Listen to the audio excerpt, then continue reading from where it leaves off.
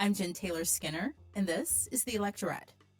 This week, the Supreme Court heard arguments that could upend one of the most foundational principles of American democracy, birthright citizenship.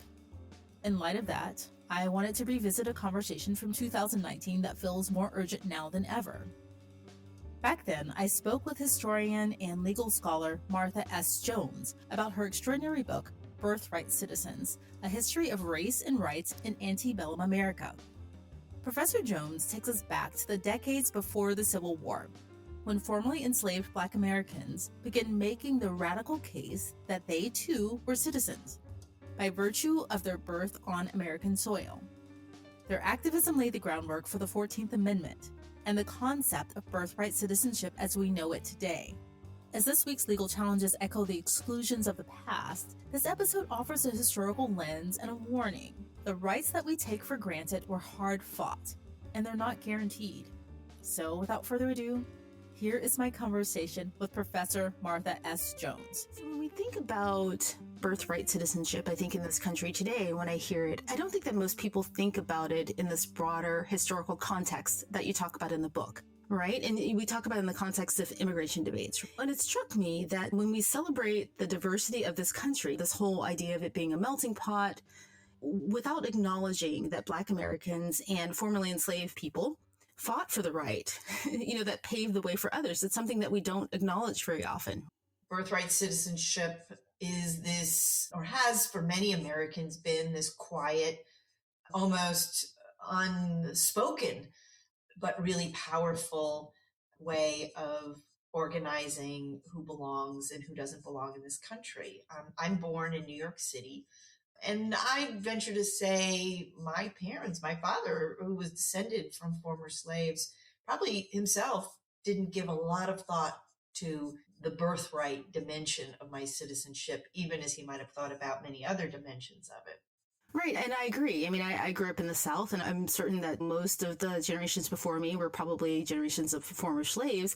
And I think it deserves more acknowledgement. I mean, do you think that it's important to understanding the debate on birthright citizenship that we're having today? I do, because birthright citizenship today is oftentimes shrouded in a combination of myth and misunderstanding. It's often spoken of as an error or an excess or some obscure artifact of the past. And when I hear that, it seems important to say to people, well, in fact, birthright citizenship is an extension of an extraordinary sea change moment in our country when we move significantly toward a more perfect union, right, to a democracy. And that is by incorporating former slaves and their descendants into the body politic. That's no afterthought or excess. That is Congress and the nation as a whole manifesting a deep, profound vision of what democracy is. We have to start there before we enter into what are certainly debates of our own time about the future of birthright. When I was reading your book, the most fascinating part to me was reading about that kind of uncertain time where, in parts of the country, people were still enslaved, and then in other parts of the country, people weren't. Before the Civil War, before the Emancipation Proclamation, where things weren't certain, right? And I think what's interesting is that formerly enslaved people, or Black people generally, as they moved around the country, their status and their legal status was just uncertain. It was kind of ambiguous. I mean, was there a specific legal status that they had? Because they weren't citizens and they also weren't immigrants. What was their legal status, the formal legal status? Part of what I'm trying to capture in Birthright Citizens is, in a sense, the emergence of this alternative status, neither slave nor free. Sometimes people who are termed the free Negro or free people of color are, in a sense, becoming their own distinct category in the United States with an awkward place before the Constitution. And that is a story that we overlook when we regard the pre-Civil War era as one simply about the problem of race or racism and slavery. There is also a problem of racism and freedom. And these former slaves are the people who really, first and foremost in our history, need to push on, to insist on, to foreground the question of national belonging in a way that no community had done before them. Yeah, and that unique distinction, it's almost lost now, right? The distinction of citizenship isn't made very often. Of course, it's not an academic question for former slaves, though they're certainly interested in the intellectual threads, right, that weave together to give us a concept like birthright citizenship. It's not an academic question in that these are people who are facing the threat of removal from the country. They are facing kind of organized and formidable forces that see the United States as a white man's country, who forces that anticipate the end of slavery, but do not anticipate an interracial democracy. So here you have people coming to an old and powerful concept, but using it for the express purpose of resisting the movement that we call colonization, which is a movement which in essence that is aimed at removing former slaves from the country altogether. Yeah, but when you think about it, it's really interesting to go from this position of within a short span of time to being seen as not fully human, right? To then say that not only are we fully human, but we also deserve the status of citizenship in a country that still most people did not recognize them, even though legally, once slavery ended, didn't recognize them as being fully human or deserving of full human rights. But to then say that not only that, but we also deserve equal status as citizens. I thought that was a really bold gesture and move to make. It is. And there are a lot of things that are underneath that claim. One of them is a close reading of the Constitution. We can talk more about that. But these are also people who are foregrounding military service, right? In the communities of free African Americans are men who had served both during the American Revolution and during the War of 1812. And so they ask out loud, shouldn't military service entitle us to membership in the body politic? These are people who argue that they have labored and contributed to the nation's growth and prosperity, many of them unrequited labor for important parts of their lives. And they ask, right, shouldn't we, as people who have contributed in an economic sense to the nation, also enjoy citizenship? These are important principles that undergird the claim to citizenship, but ultimately they are going to become very astute students of the Constitution itself and recognize, first and foremost, that there is this notion in the Constitution of a natural born citizen. The president has to be a natural born citizen of the United States, and that there's no color line in the Constitution of 1787. It needs at least not an express color line. And they are going to pull all of this together to really set on the table for the country, what does it mean to be an American and what must one do in order to inhabit that status? Right, right. I thought that was really interesting. So what happened was, in the context of the Constitution, it was used in legal arguments to say that there is no mention of race, there is no mention of color in the Constitution. They used it as, in a way, a loophole. And I think one of the strains that I noted throughout the book was that the amount of legal literacy that one needed to be able to navigate these debates was amazing. And I felt like everyone had to kind of be an armchair legal scholar just to kind of secure their own citizenship and sometimes to even purchase their spouse or their children. But can you talk a bit about this whole thing about the Constitution and using that as an argument for citizenship? Sure. And you really put your finger on one of the, I hope, one of the contributions of the book, which is that former slaves, even as they are deemed in many ways to be marginal to legal culture, they can't be judges or lawyers. They can't formally study law. They can't hold office.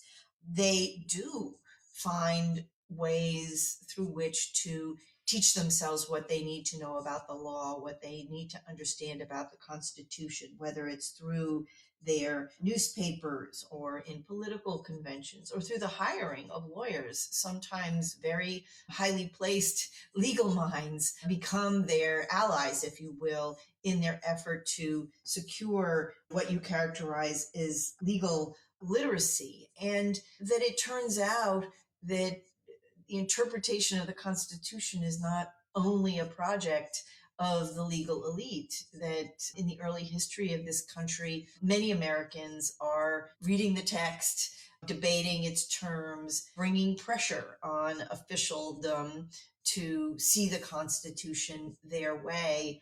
Not wholly surprising.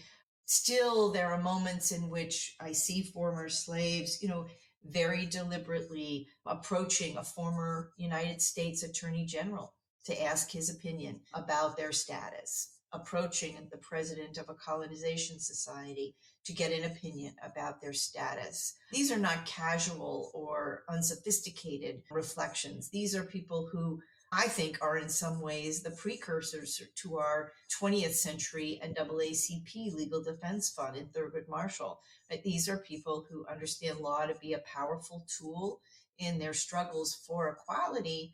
And the question is, how are they going to get that? And that's part of the story I'm able to recover in the book. Yeah, that's very different to our relationship to law today. And I mean, it's seen as kind of this elite, kind of removed set of knowledge that only certain people have.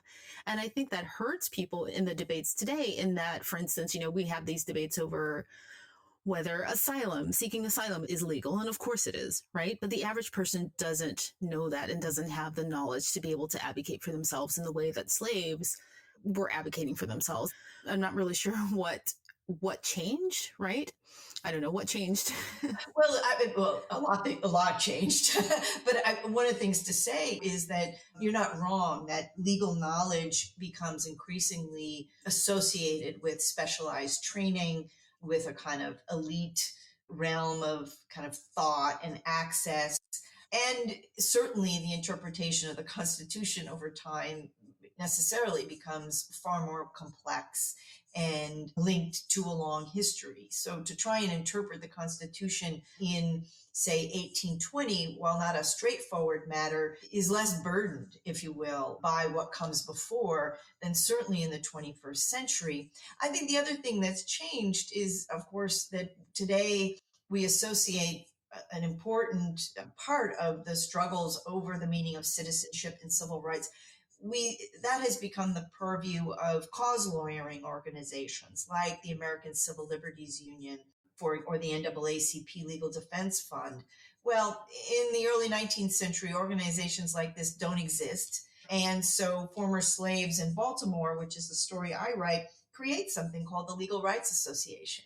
And through that, they conduct research, they make consultations. So you're right to say that in some sense, these questions are closer to the ground and in the hands of ordinary people. But at the same time, I would say today, to the degree that I and many other people have been trying to talk through these questions in 21st century terms, there's no question that podcasts and radio and television and newspapers are places that we go hoping that our ideas, our research, our insights will reach people who are on the front lines of these questions and being affected. So that's partly incumbent on us as researchers, as experts, to choose wisely the kind of places that we spend time, the kind of places where we give interviews, because we also have the ability to make sure that the things we know are available to people who are being affected if we care to do that. And so thank you for the chance to be here, because it's a good example of the kind of vehicle that can make it to many more people than, say, even the book itself. So speaking again of the Constitution, and this is more of a comment than a question, the exclusion of race, I felt when I was reading this, was more of an oversight and not intentional, which I think is fascinating. I mean, do you agree?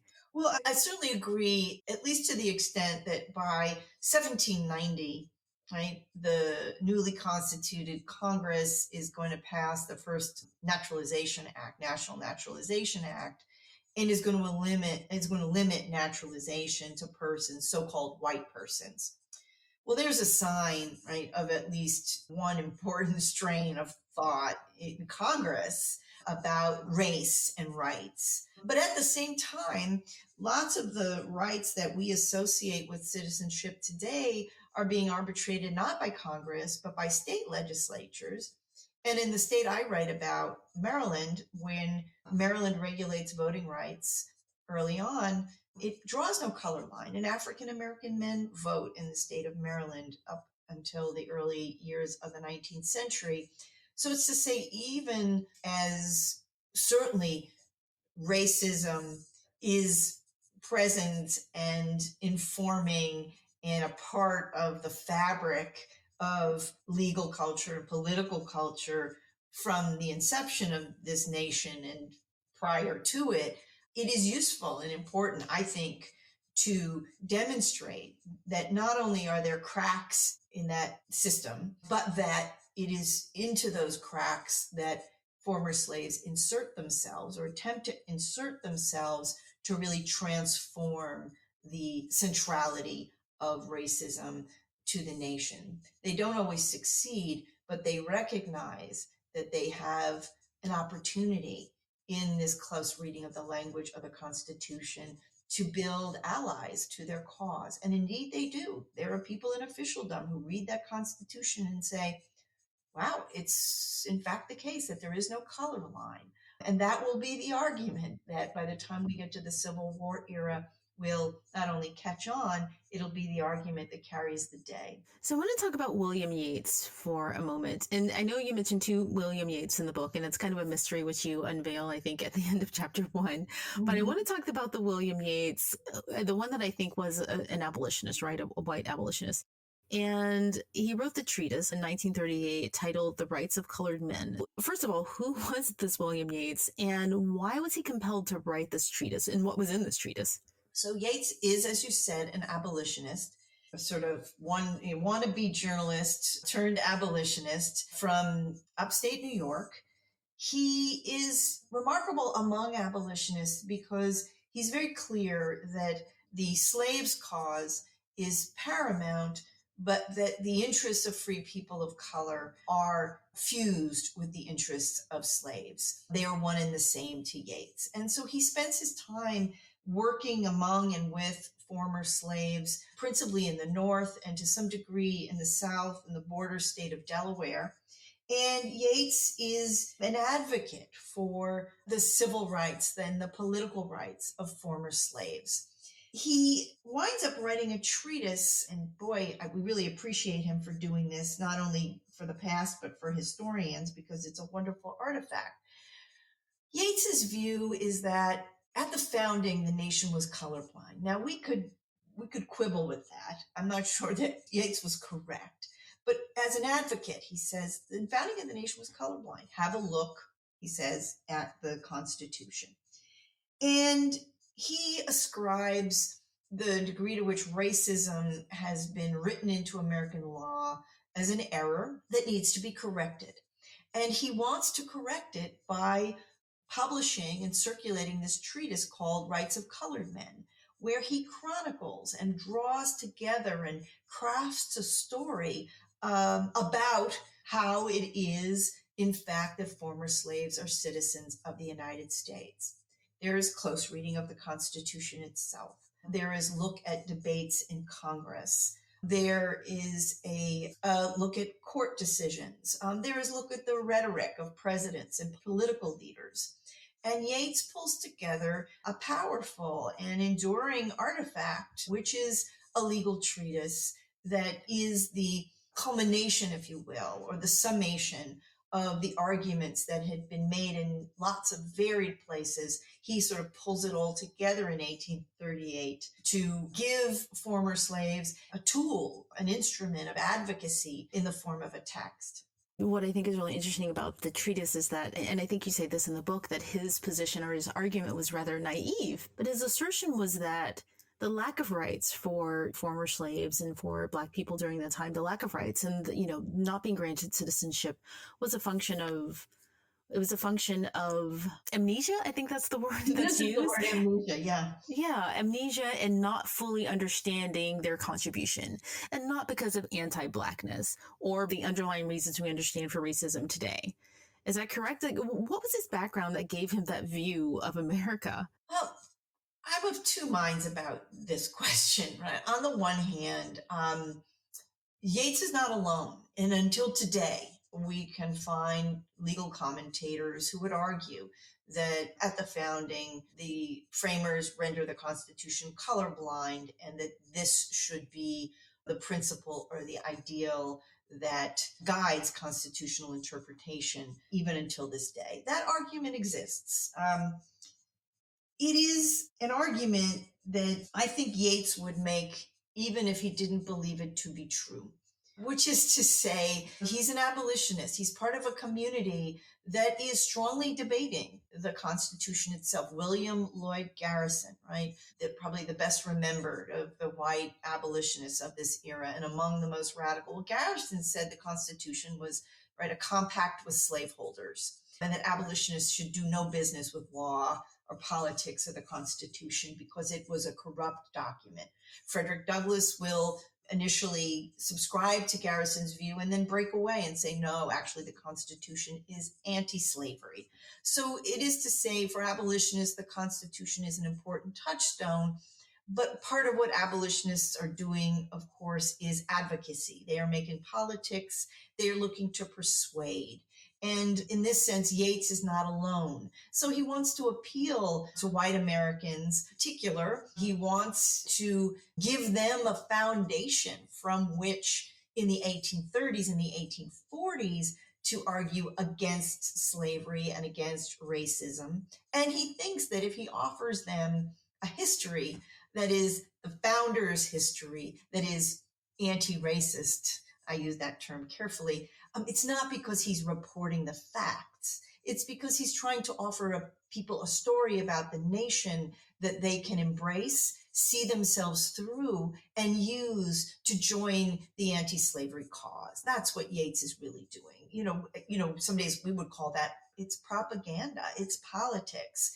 But he recognizes that Americans need a story about the Constitution, in part to fully embrace the anti-slavery and civil rights causes of their time. And he thinks that if he tells you the founders were racial egalitarians, you might be more inclined to come on board in 1838 and link arms with former slaves. I see. So he was trying not to antagonize people who could possibly be allies in his fight. I think more than not antagonize them, I think he's trying to win them over. Right. Trying to win them over. And to win them over, you have to tell them a story. And you could tell a story as Garrison does, which is to say, you need to join this movement because you want to break with the racism of the founders.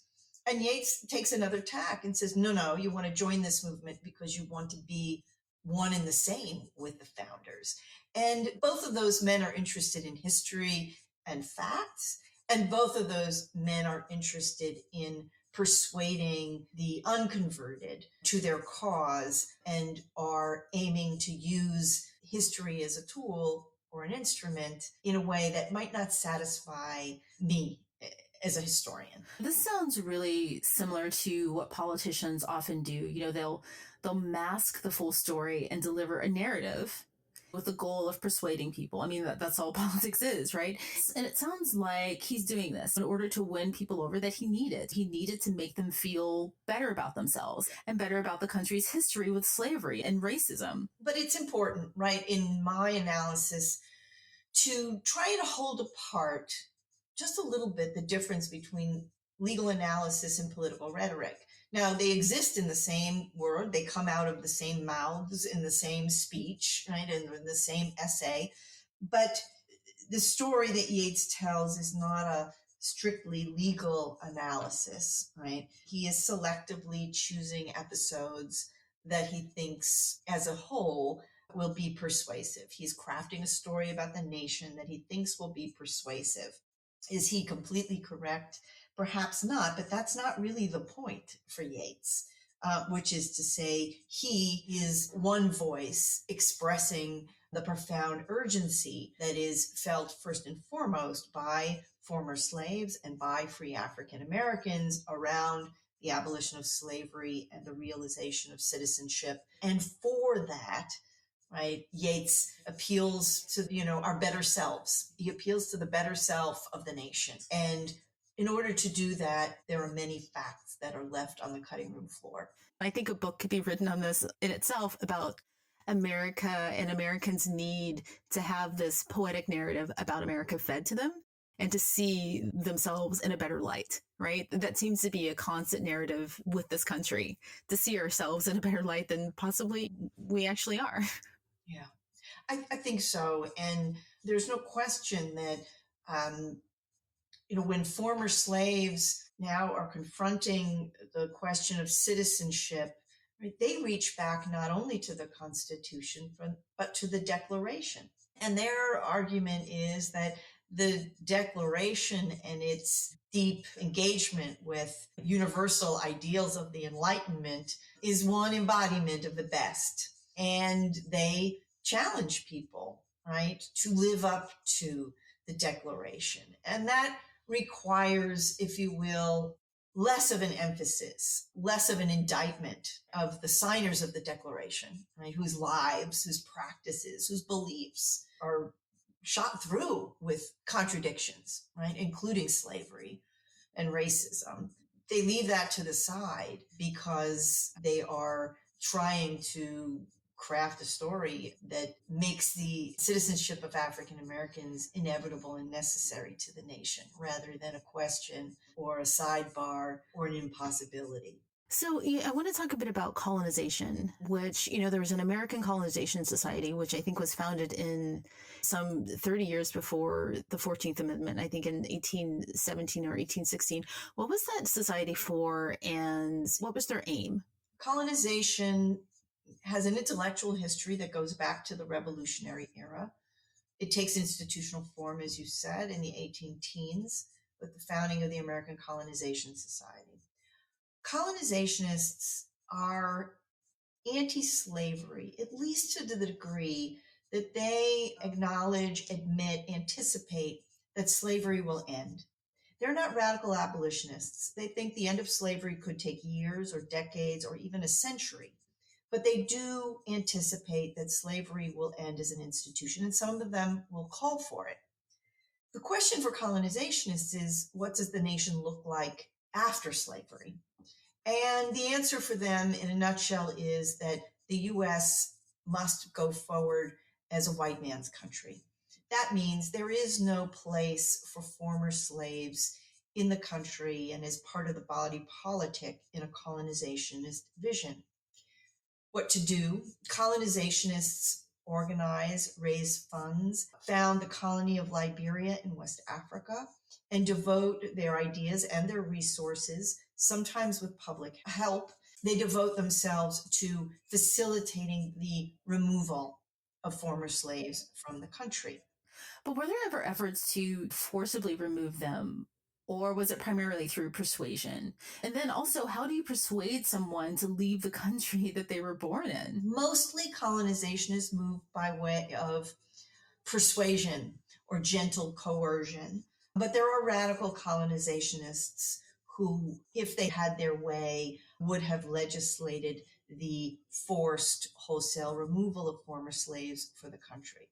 This is important in my story because it helps us to understand why former slaves take up citizenship.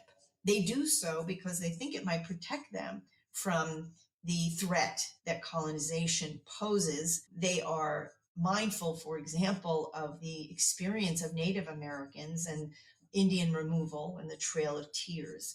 And they think that might be their fate. And as a consequence, citizenship takes on an urgency because they think that if they can establish that they are citizens, they then can resist the pressure of colonization. And it is real pressure in their day-to-day lives.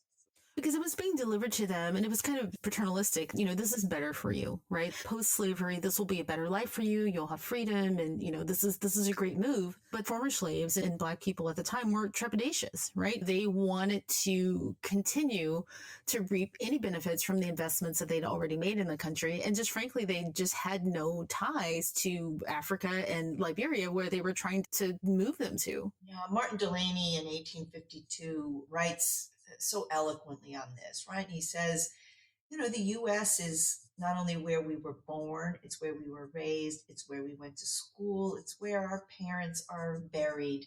This is our place. And so we are hard pressed to consider an alternative like Liberia as a substitute. Now, Delany's a good example because by 1852, Delany, and he is not alone, Delany begins to doubt, even as he believes himself a citizen of the United States, he begins to doubt whether officialdom in the United States will ever recognize that. And so you do have African Americans who, some 5,000 of them, who will migrate to West Africa over the course of decades. It's not a lot of people, but it's an important number. You have others like Delany who will, if you will, self-deport, emigrationists, we call them, to Canada, to the Caribbean, away from the United States, having given up hope on the aspiration that they should be citizens of the US. They will migrate to places that promise them that they can be citizens. And so we get a sharp insight into what's driving this debate and the decision-making of Black Americans. Liberia will offer them citizenship. Trinidad will offer them citizenship. Haiti will offer them citizenship. And that is a powerful draw for people who understand the value of citizenship and are doubtful about whether or not the U.S. can ever actually acknowledge them as that.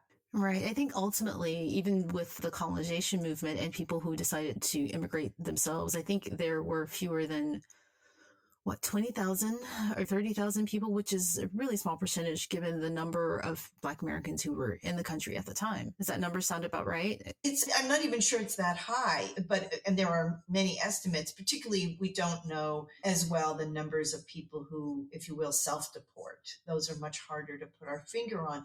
But even the small numbers tell a bigger story, which is about the sorts of pressures, I call it a kind of terror, that those who remain live under. That even people who resist the lure or the force of colonization live their day-to-day lives with the threat of colonization always present. And so, like many kind of historical phenomena, numbers tell part of the story, but I think the bigger story is in what it means to be a person who doesn't succumb, if you will, to colonization, but lives, as my folks do, in a state like Maryland, where periodically the state legislature will once again debate the prospect of forcibly deporting them. And that is a very difficult way to live as an individual, but as a family or as a community, because one can't be certain about what the future holds. But were there any other threats of forced removal outside of this colonization movement? I mean, because they were trying to persuade rather than to force. I know this colonization society. Were there any other movements aside from that? Well, as I said, there is, in a state like Maryland, there are a smaller cadre of people I call radical colonizationists who from time to time are in the state legislature, and they are not interested in persuasion or even gentle coercion. They would, if you will, mirror the Trail of Tears and just forcibly round up African Americans and remove them. It sounds far-fetched, except if you have been, if you will, a witness to Indian removal in the 1830s. So there is that. The other form that the threat takes is what we call Black laws.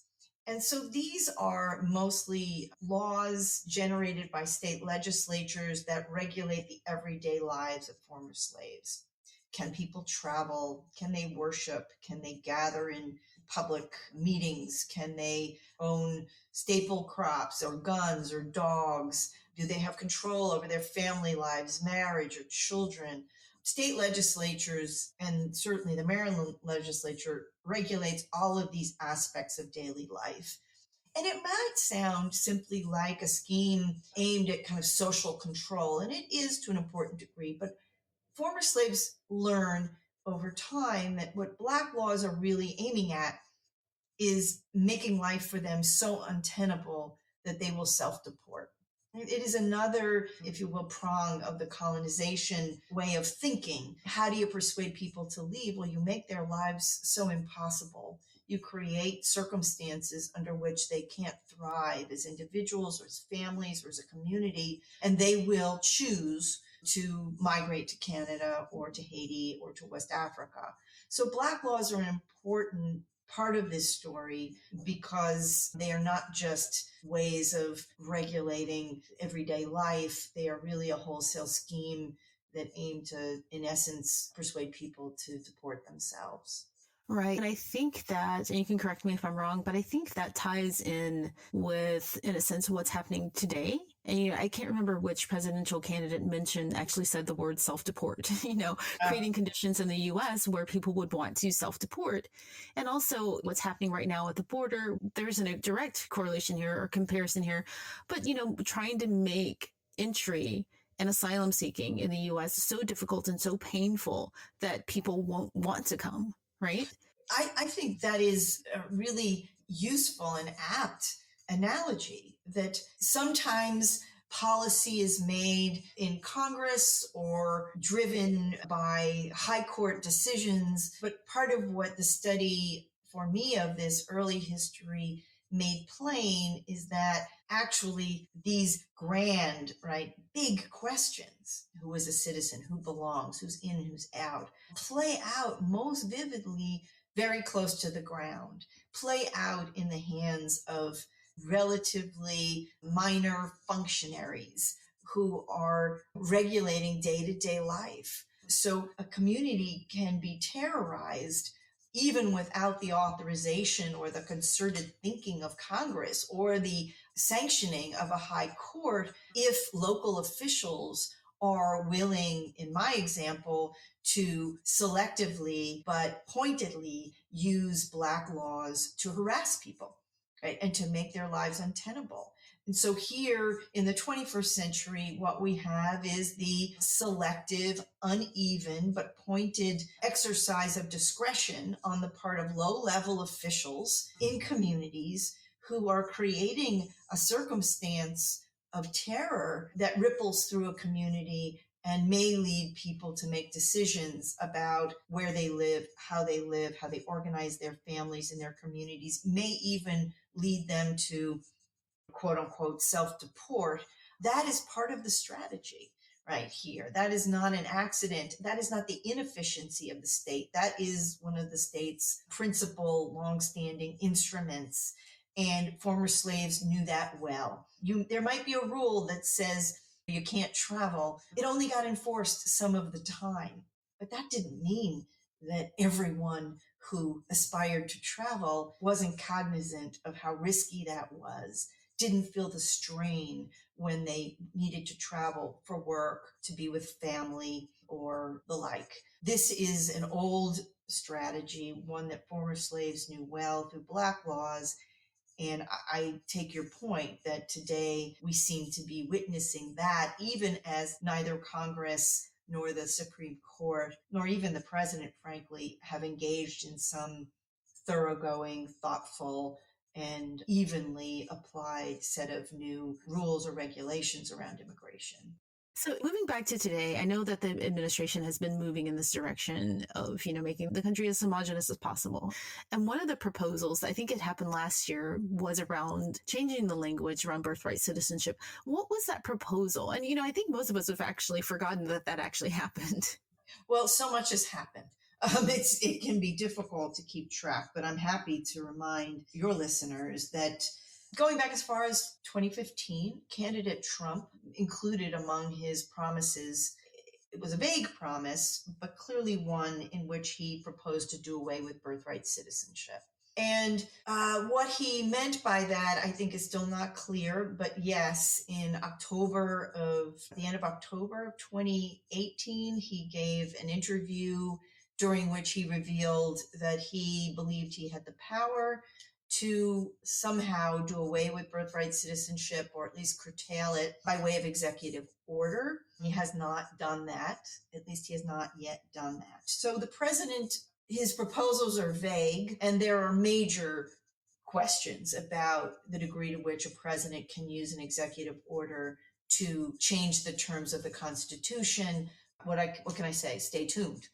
However, it's important to point out that it's not only the president. Every year since 2009, Congress has had in committee what's called the Birthright Citizenship Act. And that act proposes to not eliminate birthright citizenship, which is provided for in the 14th Amendment to the Constitution. It proposes to interpret some murky language or not easily understood language in the 14th Amendment, which excludes from birthright citizenship people who are not subject to the jurisdiction of the United States. Wow, what does that mean? Well, in 1868, what it principally meant was that Congress created exceptions to the birthright citizenship provision of the amendment, for whom the children of foreign diplomats who were born in the U.S. just incidentally are not birthright citizens. Were there to be a standing army, foreign army occupying the U.S., the children born to members of an occupying army would not be citizens by virtue of birthright. The third exception was Native Americans, because in the 1860s, Native peoples, Native nations continued to enjoy sovereignty, not only over their territory, but over their people. And so the 14th Amendment does not reach into Native nations and transform people subject to Native sovereignty to U.S. sovereignty.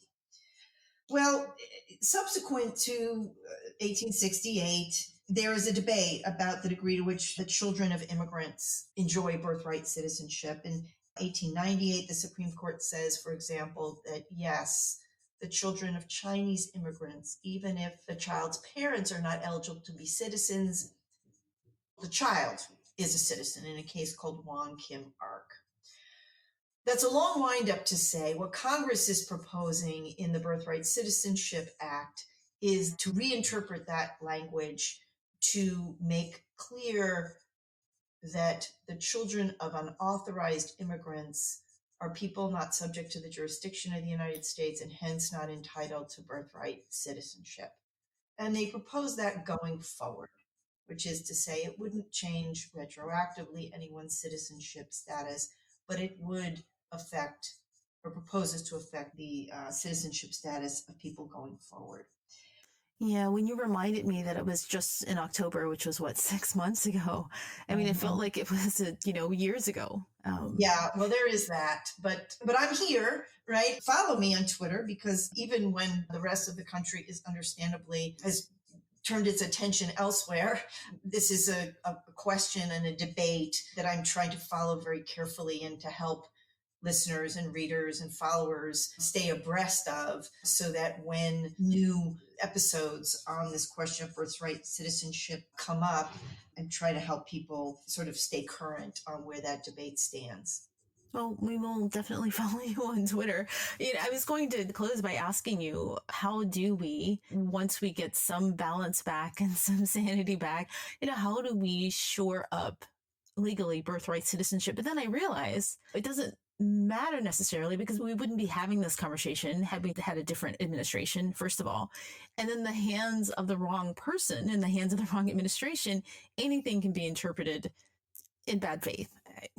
I think that's right, but I would just say it's important when I mention, for example, the Birthright Citizenship Act in Congress. The first introduction of that bill is 2009. It is well before the Trump administration takes over, which is to say that I'm here to be vigilant on this question, because I'm not convinced that simply with a change in administration, this debate disappears. It is a debate that has had consequences in Europe for example. It has had consequences in Canada. It has had consequences in the UK. So it is perhaps not the frontline question of the day, but it is one to keep an eye on because it predates the Trump administration. It has implications elsewhere in the West, and I'm not sure where the debate ends, frankly. So yeah, so follow me and I'll be happy to at least keep you apprised of, I'm sorry to say, one more, grave humanitarian crisis amidst many that characterize our own time. And on that note, thank you so much, Martha S. Jones, for joining me. This was a really, really important conversation to have. Thanks so much for having me. I appreciate it.